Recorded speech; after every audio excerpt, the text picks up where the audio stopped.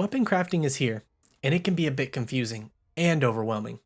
New terms, new materials, new gameplay loops. So I want to take some time to explain it the best I can and hopefully help someone out to make that connection that they just weren't quite getting.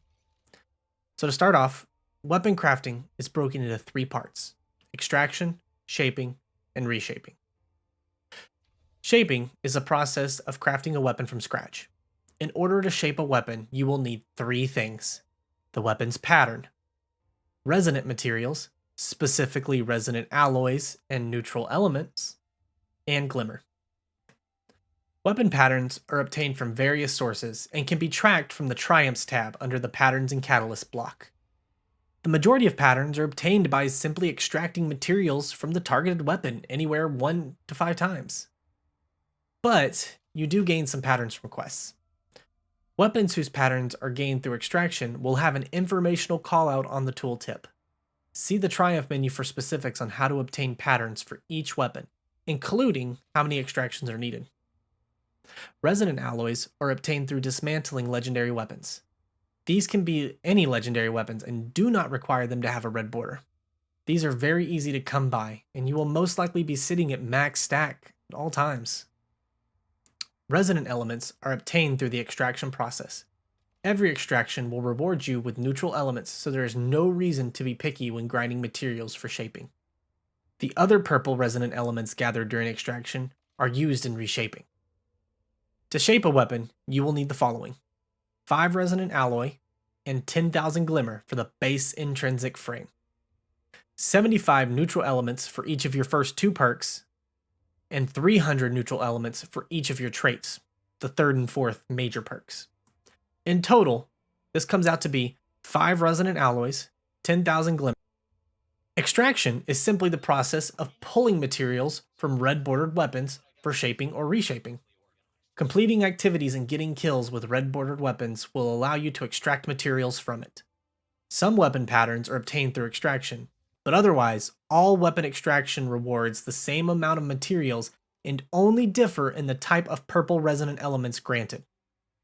The purple resonant elements extracted depend on what the weapon's traits are, those 3rd and 4th perks. Each weapon trait is placed into one of 5 different groups corresponding to a resonant element. These materials are only used in enhanced instances of reshaping and do not need to be worried about for shaping or basic reshaping. The 6 resonant element, neutral elements, are granted on every extraction and are used for every perk and trait. They are more of a general currency like glimmer, used in every shaping and reshaping. They are easily differentiated from the others due to its green background and much larger capacity and amount rewarded per extraction. Each extraction rewards 200 neutral elements and 12 legendary resonant elements based on the weapon traits. Reshaping is the process of taking a shaped weapon and changing the perks on it. You can reshape a weapon as many times as you want, but you do not regain any materials used in the original shaping or from previous reshaped perks. Unlike shaping, the cost of reshaping a weapon is not static, and it depends on what and how many perks you are changing. Reshaping to certain perks also requires the shaped weapon to be of a certain level, meaning there's a time investment as well. Reshaping a weapon's intrinsic frame will still cost you resonant alloys and glimmer, but choosing a frame with a stat bonus will cost you 4 times the original materials plus 12 enhancement cores.